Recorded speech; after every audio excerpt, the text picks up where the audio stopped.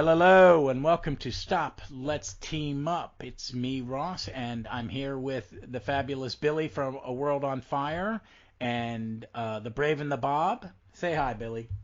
Hey, what's happening, man? Nothing much, except we're going to talk. I thought I wanted to have Billy back on, and I was like going, well, Billy likes horror, and I listened to his Monsters and Magazines podcast. I popped one in the other day, just kind of jumping randomly, and it was a Christopher Lee horror movie, and I went, oh, I have those. I have a file with all those. I think I'm going to watch that one. I haven't watched a Hammer in a long time. I love Hammer movies. But I picked one that I thought would be a good fit, which was Marvel Premiere 28, The Legion of Monsters. It's one of these, let's try to create another superhero team book with a random collection, as that Marvel would in the 70s, and it is Ghost Rider, Man-Thing, Morbius, and Werewolf by Night. So you have this. I had to find a different way to read it. I had to find a digital copy to read.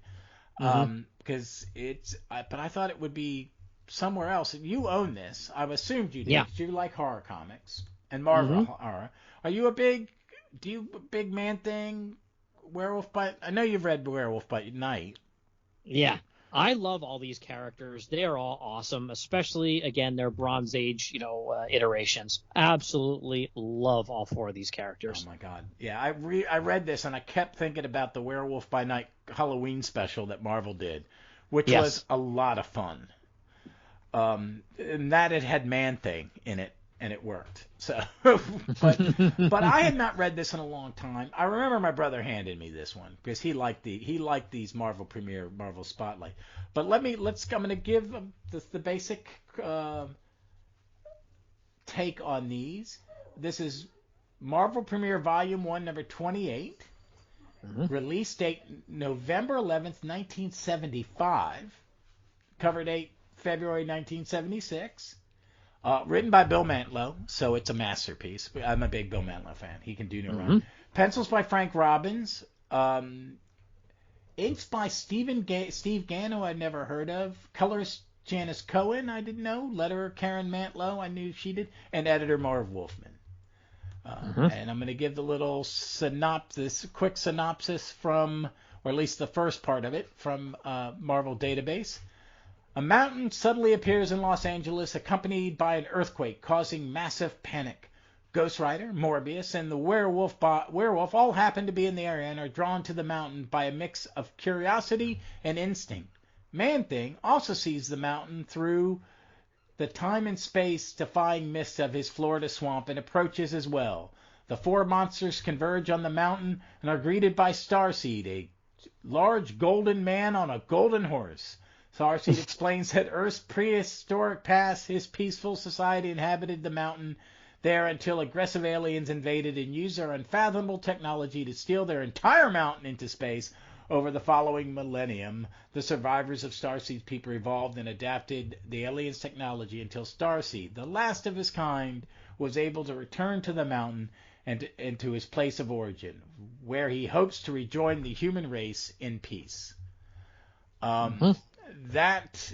This was a lot weirder than I thought it was going to be.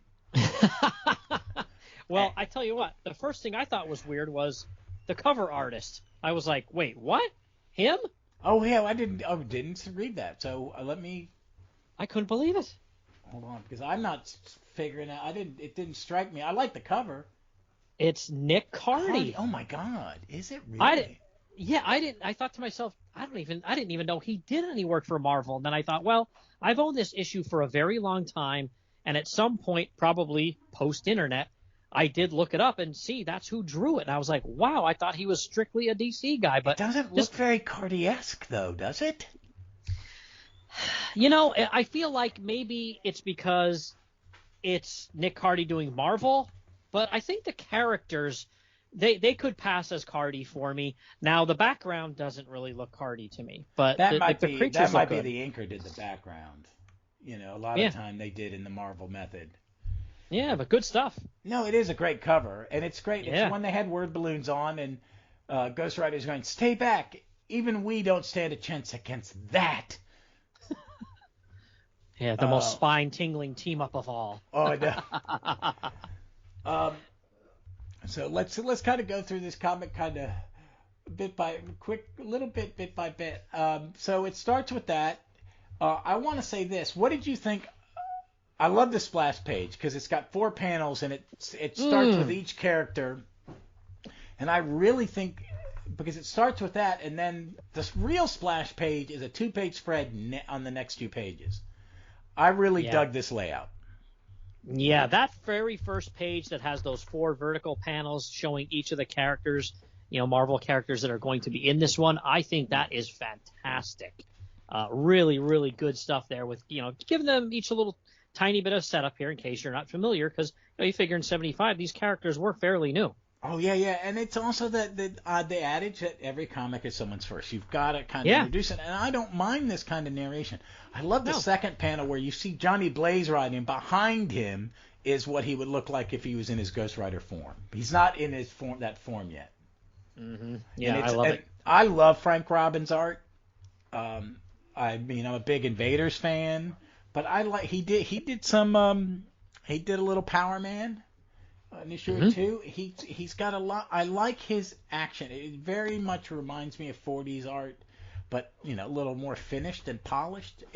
I like this a lot, and I like how it gives us an introduction to all of them. I've read some Man-Thing, very little Morbius, and very little Werewolf by Night, but I read Bronze Age. I read a lot of Johnny Blaze Ghost Rider, and I read Champions. And he was for some reason in the Champions. This crazy 2-page splash page is pretty wild. It's gorgeous, isn't it? It's like California, and then the earth shakes and people are flying. It's just I forgot how good this comic is because I probably haven't read it since 75 or 76. But it's just really dynamic. And Bill Mantlo can write the heck out of a comic. Yeah, Bill Mantlo's awesome. I love Bill Mantlo. I always, his, especially his ROM. His ROM to me oh my is God, I wish I had sublime. More. Yeah, his ROM, his Micronauts, his Hulk run was like the Hulk run, the one I really read. Yeah. Really good. Created Rocket Raccoon. He could do anything. He could write anything. And that, that his 2 best books can't be reprinted. It's terrible. Yes. And David Banks, who did the Micronauts projects, now moved over he's starting to do some cleanup on ROM. So maybe one day Marvel will take him up on it and, reprint it.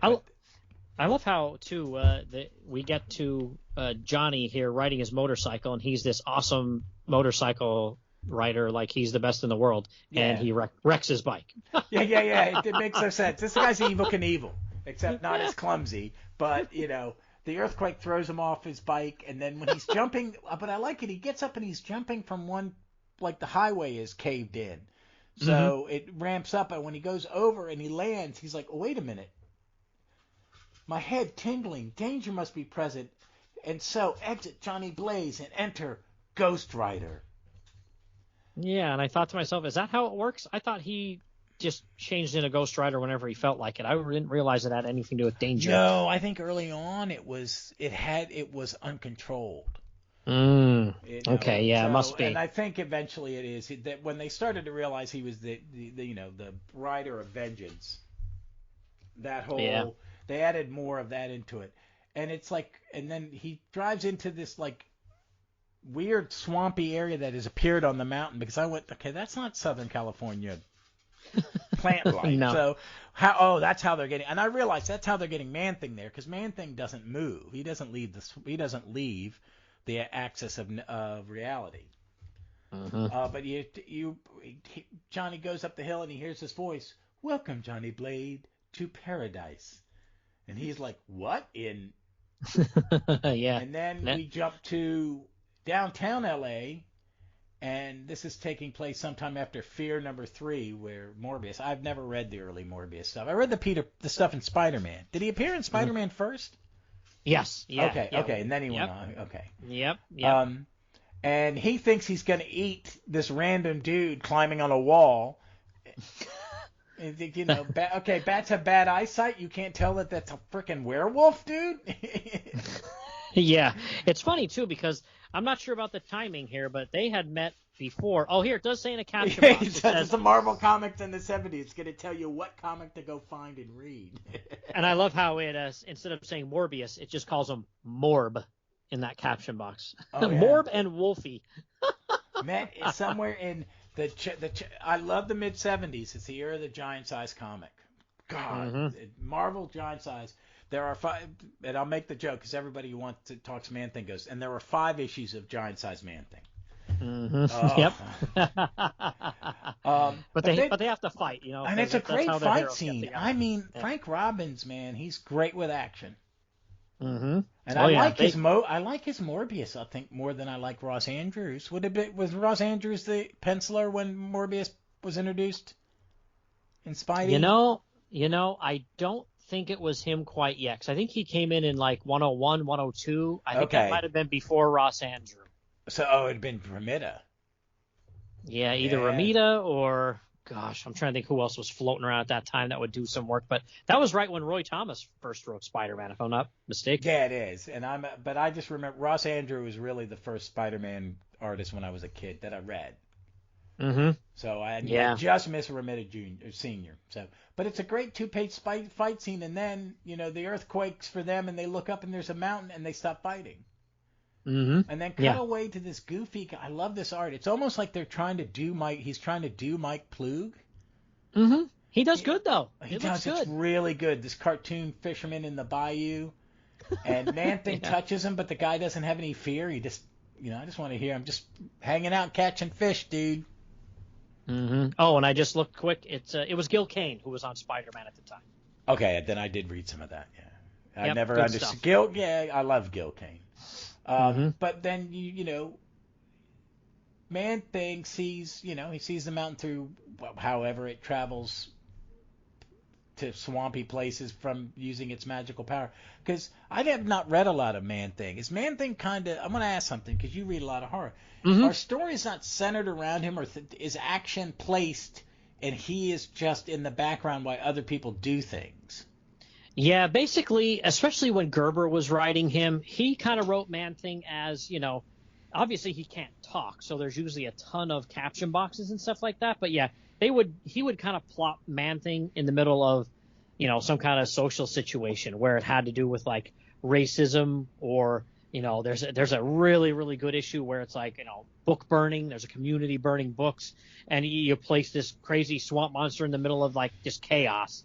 And all the other characters kind of play off of him. It's really good stuff. Oh, I'm gonna have to check it out because it's Gerber, and I think Gerber is one of the underrated greats of comics. Oh, he was brilliant. Yeah, he was brilliant. Yeah. I mean, I stopped doing my my Defenders podcast because it was just I wanted to kind of streamline my show, but I'm gonna go back to it. But I was just about to finish I was just about to get to the Gerber stuff, but that Gerber stuff is so. It's so good. It's such great social commentary, and it's still fun. I mean, yep, it's great. But I like so we get a page and a half or a page, total of Swamp Thing. Man Thing. What did you think of that whole section? Was it true to Man Thing from other books? Yeah. Oh, yeah. Absolutely. Yeah, I think Bill Mantlo, he was definitely in tune with all these characters at Marvel. He definitely got the tone of all these characters right in this book for sure. Even Man Thing. Yep. Yeah, because that's it. I mean, because I really like this. It's not that long a story, but they're zipping through, and how now that they're all coming up on the thing, we've got on the next page. These pages aren't numbered. It would be page 7. Werewolf and Morbius are fighting, but they see the motorcycle. It appears to be some sort of motorcycle abandoned. Its engine's still warm. He who rode it cannot be far off. And then Man Thing comes through the mists. Yeah. And Morbius says, "What manner of place is this that spawns such nightmares?" It's like, dude, you're a vampire. Yeah, you're pretty much a nightmare yourself, dude. Oh yeah. But yeah, what about that splash page there with this Starseed character? I'm not a huge fan of the character himself, but the way it looks here looks great. It's great. Is he appear some other place, or is this the only time he appears? This is kind of be like a one-trick pony. Yeah, in the Bronze Age, this was it. Somebody may have picked up on this down the road, but this was it for right here and now, and we'll find out why. It really threw me off. It's like, what the is that? What's going on? And our 4 heroes or monsters are all, it's a great design and it's a great drawing. Mm-hmm. Yeah, very good visual by Robbins. Yeah, I would have liked to see, because you've read Invaders, haven't you? Mm-hmm. Yeah, because but this is just great, and it's got some great thing. Where the caption box here. Well, one, he goes, "I am he who is called Starseed. I bid you welcome." And he looks like Alexander the Great or some Roman general on a golden horse, and he's shiny gold.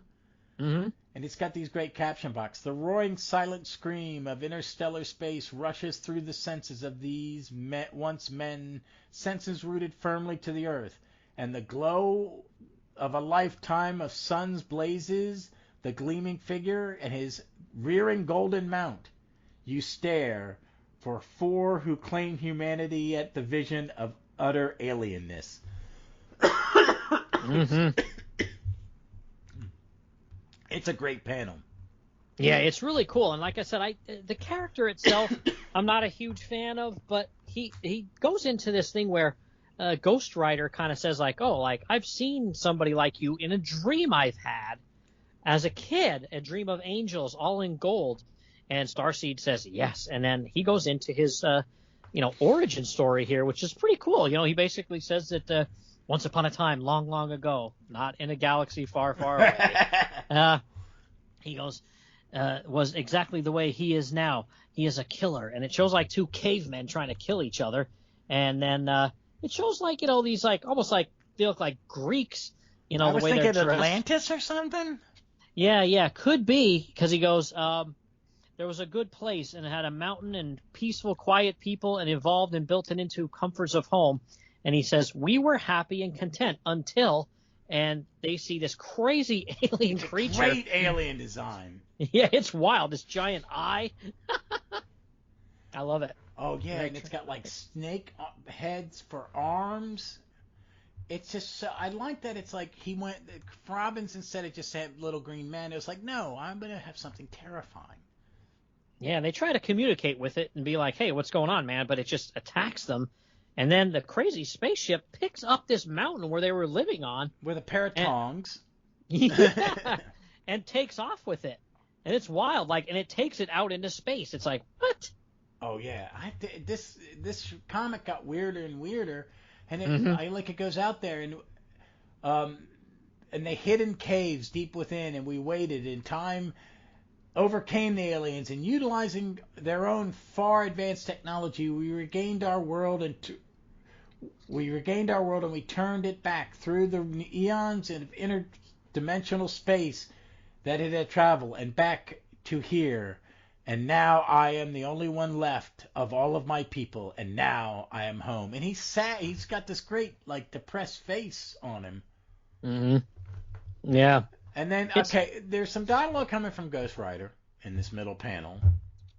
Mm-hmm. It's a little, I'm like, I can't see the demon or whatever, Avengers saying, that's just peachy, friend.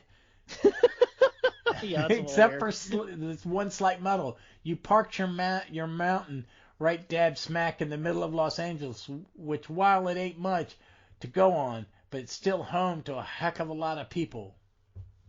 Yeah, and the guy's just like, I just returned it to where it was from centuries ago. And they're like, yeah, dude, but there's a lot of people here now, and this is going to, cause a problem. But before they can really even try to suss out a way of getting the mountain out of there, Jack Russell here, the werewolf, just goes berserk and starts attacking this poor guy. Oh, yeah, Jack, yeah. Because Morbius and Ghost Rider are going, hey, man, this ain't any good. And he jumped, and the werewolf jumps on him, and they try to stop him. And Morbius gets thirsty for blood all of a sudden too. Oh yeah, it's like, well, if I gotta get him off, I'll drink his blood. Then Man-Thing's like, hey, Ghost Rider, how's it going? He just tries to touch him, and he's trying to burn him, and yeah, it gets a little gonzo here for a while, but yeah, whole time, the werewolf's trying to kill this guy. Yeah, because Ghost Rider and Man-Thing are fighting, but Werewolf he's got Starseed by the throat. Mm-hmm. Yeah, he's trying to kill the guy. And Morbius is just like flying around like a bat and saying he's going to bite people and not doing a whole lot. But Ghost Rider's like, I leave this guy alone. Again, he said about having a dream about him and he wants to see what this guy's all about. But the other monsters really aren't having it. Oh no, it's a melee. So I mean, it's definitely not a team book. It's kind of like a free for all. I wonder if they would have done more. But you have this free for all, and he's Jack, and this is, I think, some of the red. They have Jack Russell's werewolf teeth red, and whenever he hits, Starseed hits him, there's like a red power, lines effect. Yeah. As he flies, and Morbius and Ghost Rider are fighting, and then Man-Thing goes to touch Starseed, and he's holding his throat because he's dying. He's bleeding out. And he starts burning then, too, because of Man-Thing. Yeah, he's afraid. He's afraid of every man's fear. And I think what's his... I don't know. Do they say what his fear is? No, but this is great. So Man-Thing is grabbing a hold of him, and he starts burning. And in the meantime, Ghost Rider kicks Morbius off because he sees what's happening, that they're killing this Starseed guy. And he goes, "No, get off me, you half-baked Dracula." And then he runs the cycle right into Man-Thing, knocking him away. And there's the werewolf. He's like creeping over to this guy like he's going to try to like bite him or kill him again. Yeah, he gets singed chest fur by Ghost Rider, and Ghost Rider he just wants to get started. He's the only one who's rational about everything.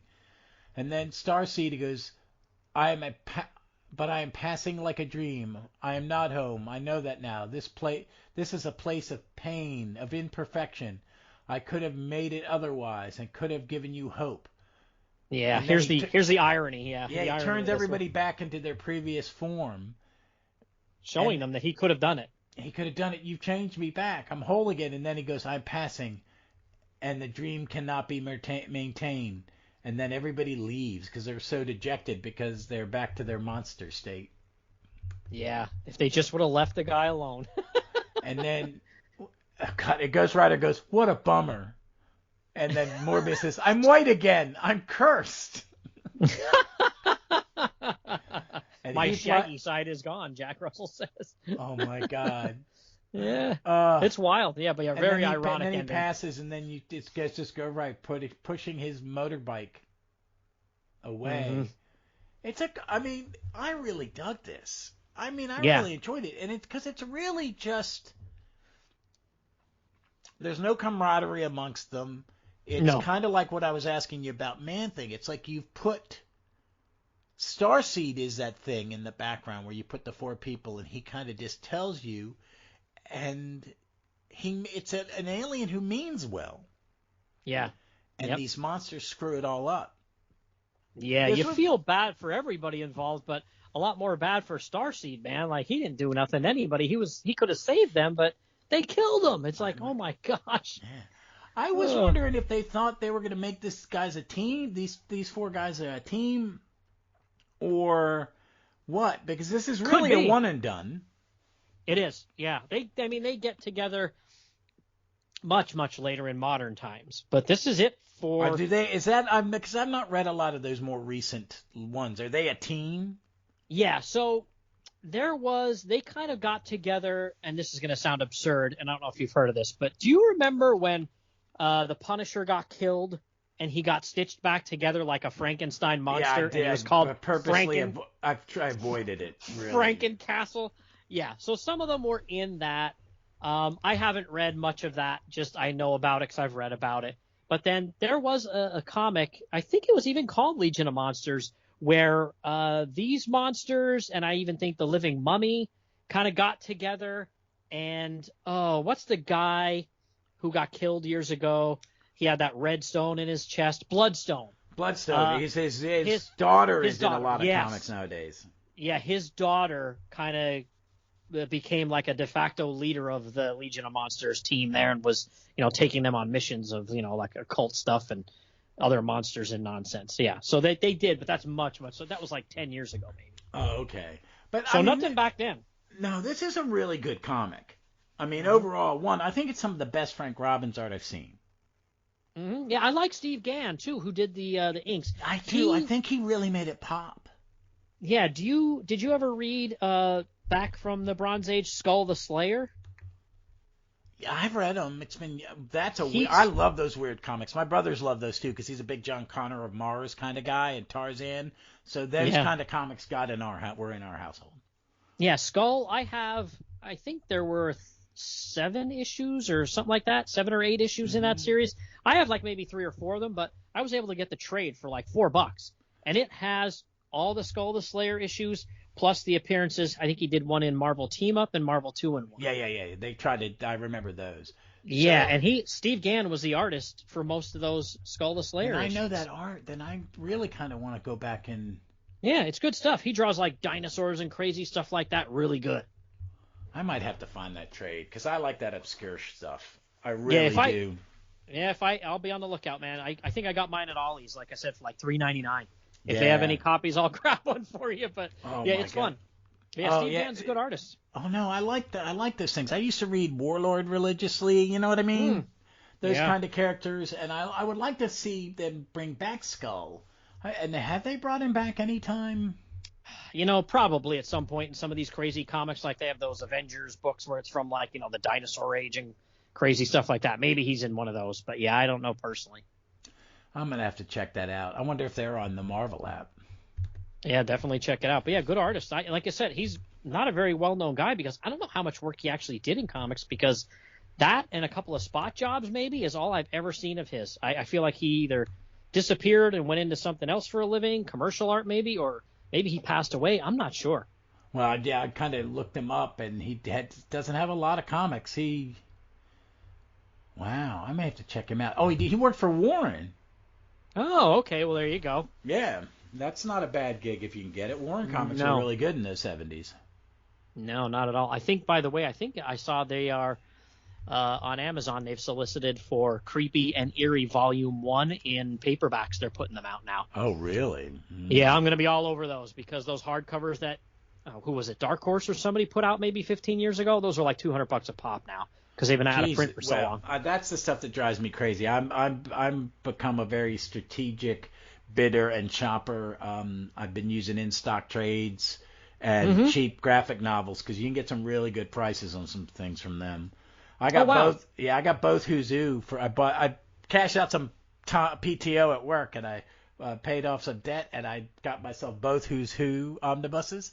Nice. Yeah. I've been listening to Who's Who, Rob and Chag's.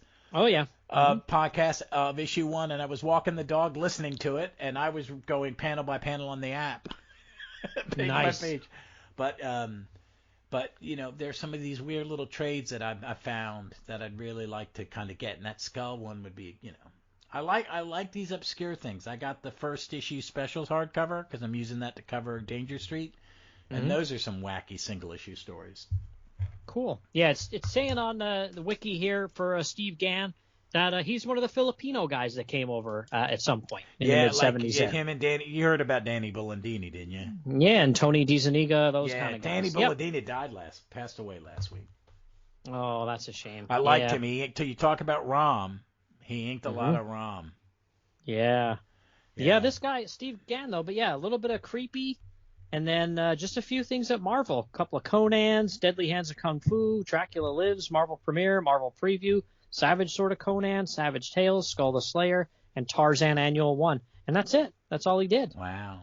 I'm going to have to check. That's cool because his ink, I think his ink's really, modern comic fans will go, what's an inker? Because you do everything digitally, so you don't need an inker. But there was something good about certain combinations. Burn Austin on X-Men. Perez Tangel on Teen Titans, stuff like that. So Ordway started out as an inker, and he was a great inker. Oh yeah. Bob Layton on Joe Staton. Oh yeah. Oh my God, gorgeous. So, all right. Well, Billy, tell people where they can find you. Yeah, I'm still hanging on Twitter there. It's at BillyD_licious. And then at All Squadron as well. And that's where, you, me, Martin, and Sean Ross kind of hang out. And we're getting right back to stuff real soon with recordings for that, too. We're going to knock out Freedom Fighters, Steel, and then some more JSA stories. So that should be coming back soon. Yeah, that should be coming back real soon. End of January for sure. We'll get some stuff out. Oh, man. Looking forward to that. Yep. All right. Well, I hope to have you on again soon. Probably something horror or maybe some Bronze Age related stuff for another team. Mm-hmm. I'm trying to get some stuff in the bank because I'm going to be focusing folks on that Starman podcast. It should be out by mid-February. But this is going to go up the day after we record it. I got a staycation, so I got some editing I'm going to do, and I'm going to pop this out. But I will be back on Wednesday with the first Kurt Swan as regular Penciler Legion, and it's going to be the two-parter Computo story, which is very important to me. So I'm looking forward to that. So, folks, as always, be safe, be smart, please be kind, and read some comics.